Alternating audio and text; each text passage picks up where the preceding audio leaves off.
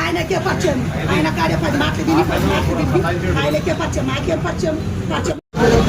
6 ప్రామిస్లో సంతకాలు ఇచ్చి, ఒక బాండ్ పేపర్ ఇచ్చి, ఆధార్ కార్డు, పాన్ కార్డు ఇచ్చి 2 చెక్కులు ఈ కంపెనీ పేరు సుంకమ్మ.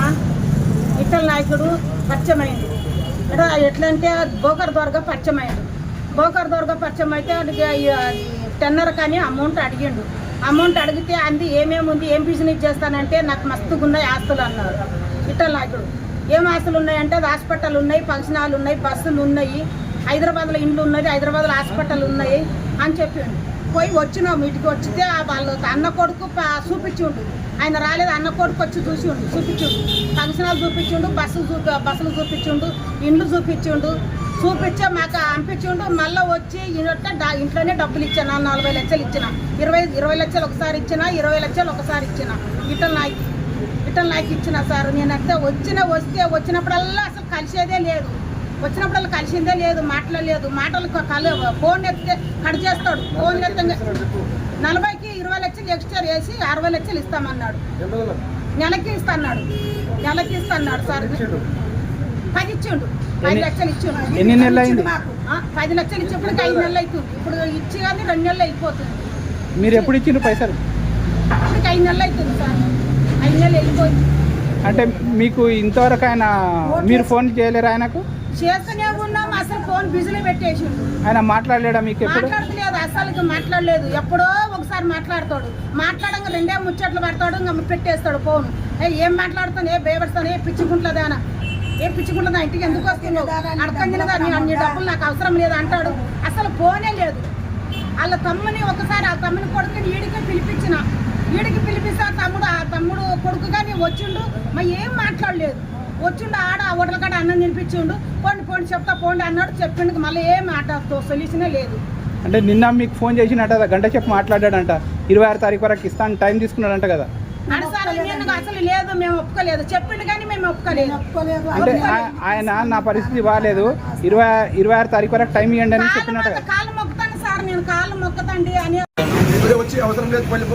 మేము మాట్లాడిన మధ్య వెళ్ళిపోమంటాం. మేము మధ్యలో చేసినప్పుడు మీకు ఎందుకు ఇడికి వెళ్ళిపోమంటున్నాం. నేను మధ్యలో అవసరం లేదు.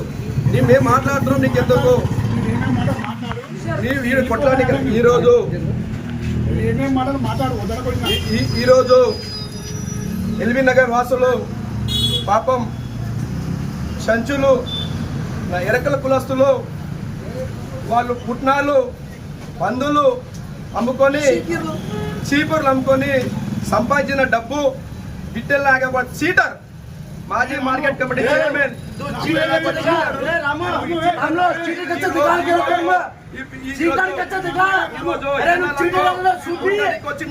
నాకు కూడా కొట్టడానికి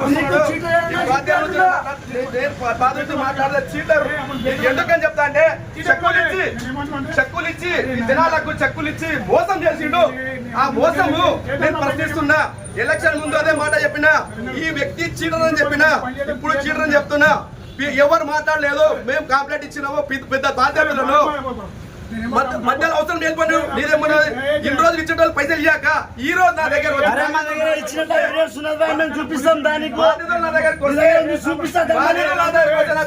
అవసరం లేదు. నా దగ్గరికి వెళ్ళిపోండి. నేను మాట్లాడుతున్నాను. నేను నా దగ్గరికి ఎందుకు నీ పైసలు చూసుకోపో. నేను మాట్లాడుతున్నాను. నా దగ్గర వెళ్ళిపోతున్నా. నా దగ్గర వెళ్ళిపోయి నేను మాట్లాడుతున్నా. ఈ రోజు బాధ్యతలతోటి తీసుకుంటాను. పో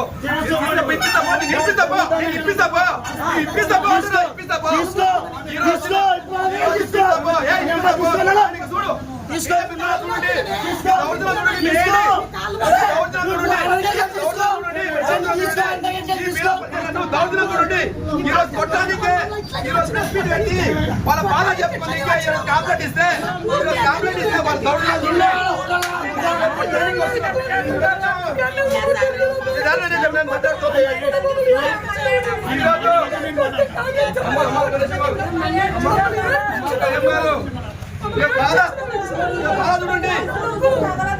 చూడండి. చీటర్ అనే వ్యక్తి ఈ రోజు డాగులేస్తున్నాడు. జనాలలో డాగులేసి చెక్కులు ఇచ్చిండు. చెక్ చేసుకోలేడు. ప్రామిస్ నోట్ ఇచ్చి బాండ్ పేపర్ ఇచ్చి వాళ్లకు నానా తిప్పలు పెడుతున్నాడు. ఇప్పుడు అడగని నా దగ్గర వస్తే ఇప్పుడు అడగని బాధ్యత తరపున మనం మాట్లాడితే మొదలు ఈ ఇట్లా రోజు చేసిండు సార్. బాధ్యత తరపున మనం మాట్లాడితే ఇప్పుడు వచ్చి కొట్లానికి రౌడీజం చేస్తున్నాడు. కానీ నేను పోలీస్ మిత్రులకు సిఐ గారికి డిఎస్పీ సార్ గారిని ఒకటే కోరుతున్నా, ఇటువంటి చీటర్లు తాండూరులో ఉండకూడదు. ఈ చీటర్లను చాలా మందికి ఏంటంటే 40 లక్షలు తీసుకొని 40-60 లక్షలు ఇస్తాని చీటింగ్ చేసి వాళ్ళకి డబ్బులు లేకుండా ఈ రోజు వాళ్ళు పిఎస్ కంప్లైంట్ ఇస్తే వాళ్ళ మీద దౌర్జన్యం తిరుగుతున్నారు. ఈరోజు వాళ్ళ మీద దౌర్జన్యం తిరుగుతున్నాడు. అటువంటి వ్యక్తి మీద ఇమీడియట్లీ చర్య తీసుకున్నాలే. ఈ తాండ్రు ప్రజలు కూడా మీరు ఒక్కటి ఆలోచించాలి. ఇటువంటి దొంగలు వాళ్ళ బాధ చూడండి, వాళ్ళ బాధ వ్యక్తపరుస్తున్నారు. ఆ బాధను చూసి చర్య తీసుకున్నాలని ఈ రోజు ఈ ప్రెస్ మీడియా ముందర నేను తెలియజేస్తున్నా. మా ఎస్పీ గారు కూడా తెలుస్తున్నా, ఈ చీటర్లు ఈ రంగారెడ్డి డిస్ట్రిక్ట్ లో కానీ ఎక్కడైనా ఉన్నా కానీ ఫస్ట్ ఈయన మీద చట్టరీత్యా చర్య తీసుకున్నాలే.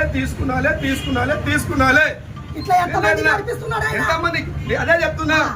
ఈ విఠల్ నాయక్ బాధ్యతలు ఎంతమంది ఉన్నా నా దగ్గర రండి, నేను వాళ్ళకి సహకరిస్తా. ఎందుకంటే ఒకరిని కష్టం చేసిన పైసలు మోసం చేసేటోడు ఎవడు ఉండకూడదు.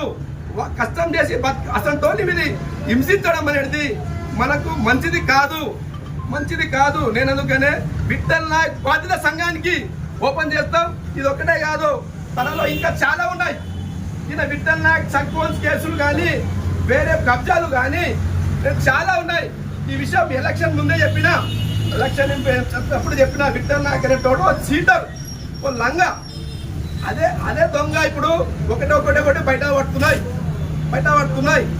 దయచేసి ఈ విషయాన్ని మీరు సిఐ గారు ఎస్ఐ గారు ఇమ్మీడియట్లీ కేర్ చేయాలని. ఎందుకంటే ఇప్పుడు వచ్చి రౌడీజం చూపిస్తున్నాడు. వాళ్ళ బాధ ప్రెస్ మీట్ చెప్పి కంప్లైంట్ ఇస్తే వాళ్ళ మీద కొట్టడానికి వస్తున్నాడు. మీరు చూసి కదా కొట్టడానికి వస్తున్నాడు. డైరెక్ట్ చర్య తీసుకోవాలని మనం చేస్తున్నాడు.